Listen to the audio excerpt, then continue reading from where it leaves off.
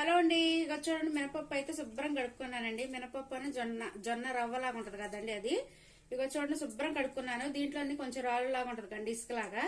ఇక అవైతే గాలించుకుంటున్నాను. ఇక నేనైతే గాలిస్తానండి. ఇక చూడండి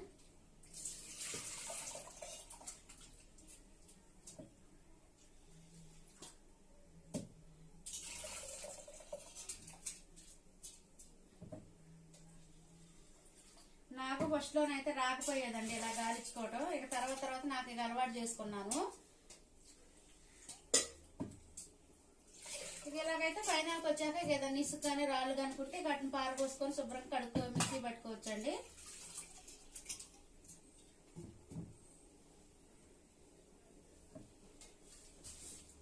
ఓకే అండి, ఇక నేనైతే శుభ్రం చేసుకుంటానండి. ఇది ఓకే అండి, బాయ్.